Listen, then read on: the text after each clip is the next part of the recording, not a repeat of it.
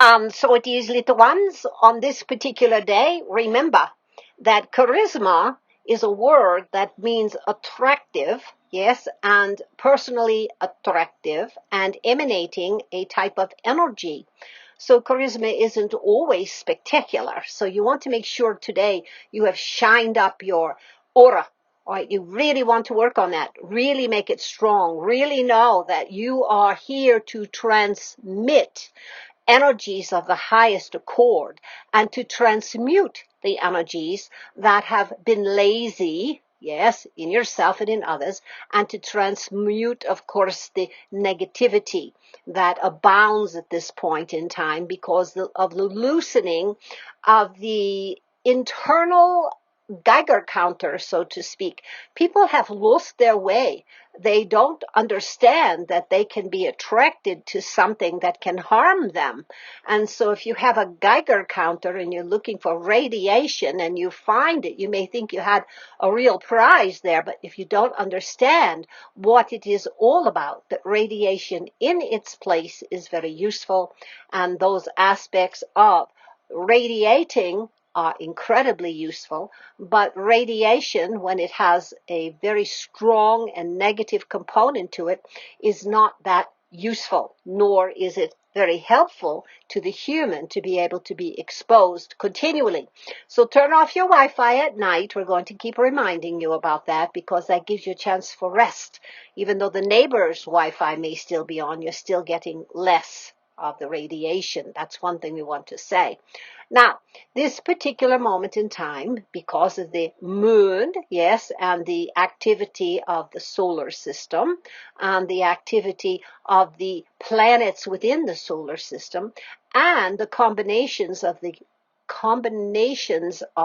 the consciousness of those people that are not only in favor of something, but very much over the top in favor. So they're over anxious in one way, which anxious can make happy or bad, but it can be one of those moments in time where it is that you are in charge of your own energy, and the bombardment of others' negativity or their anxiety can be easily read and easily felt in another person's aura, in another person's energy body.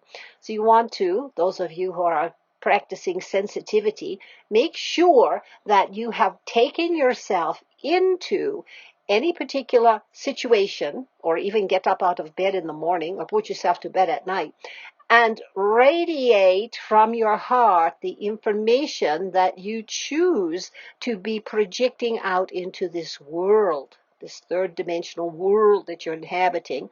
And now, because of the energies right here, right now, with all the others, there is an extra emphasis on how to be present with another person and not take on what it is that they are sharing. They may not even know they are sharing. Some people have a lot of sadness, anxiety, and grief and anger and all those things, and they share it, but they don't know they're sharing it. So if you're in a partnership with someone else living in the house, you may find it very impossible to avoid the feelings that the other person is having. But really, it is a practice session right here, right now, for each one to know what your boundaries are, where it is you're feeling comfortable, and to notice when anxiety does get triggered, and notice when it is that there's alteration in your breathing patterns. Know that you have a pattern of your own that isn't necessarily the very best pattern you could have. And anytime you pay attention and you work to alter it or practice the breathing technique, the pranayama, or any of the other breathing techniques that bring your attention there, you are serving yourself very well.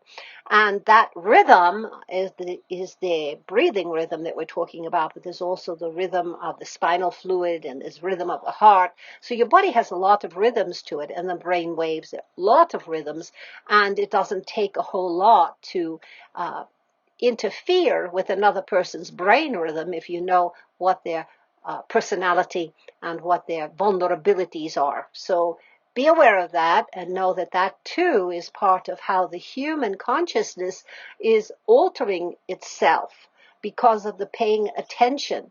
If you have a particular situation in your body where something is hurting or something is drawing your attention, the more you focus on it, the more you will feel what is happening.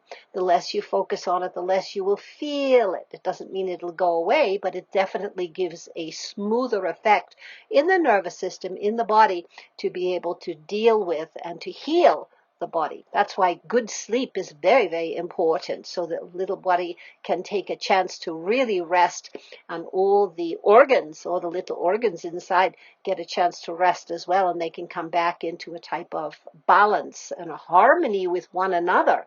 So that is really important. So these days are really strong for your spiritual vitamins, yes, and your spiritual muscles.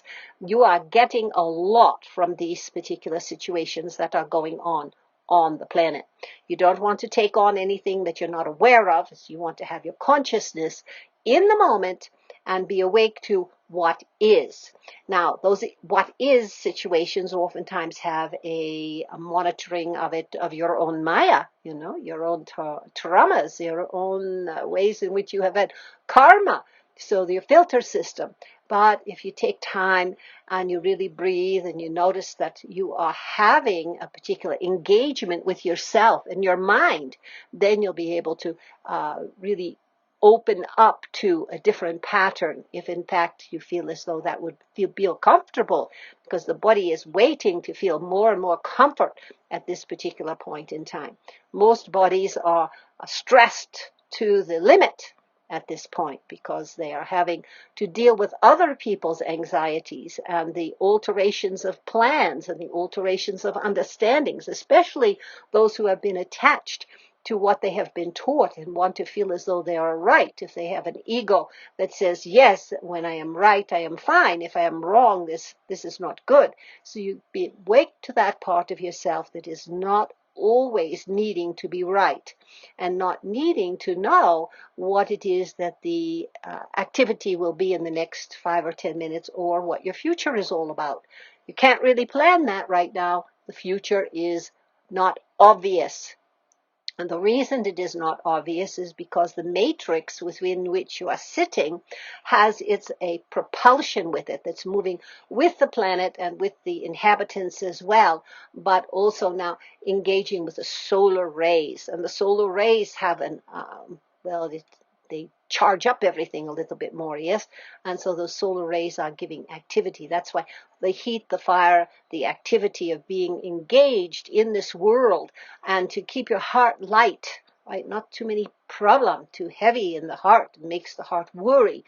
So you want to be less worrying and more amazed at how it is that things are rapidly changing, and really hold in the heart the truth of your being, which means that you are not this person, and you have immense power that you have not been able to master yet, and that this is a challenge, and to really understand that the human is part of a great awakening just because it is. It's been a great intervention in the human world and an intervention in the timeline at this point in time.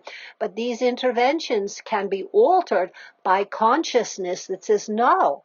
No, you know how that is. If you go and you say to yourself, I'm going to have a very special candy or a very special something that is not really good for your system, too much of it, and you say yes to it, then it drags on and drags on. But if you say no to it, there is an emphasis on upliftment and a way in which you are detaching from what the situation has been. So we highly recommend that. It's good to talk to you, little ones, yes? We're having so many different energies keep being draining the directness of what a message can be to each one. So if you have too much dispersed energy, you're not going to be able to receive in your heart and in your mind the messages that the universe has for you.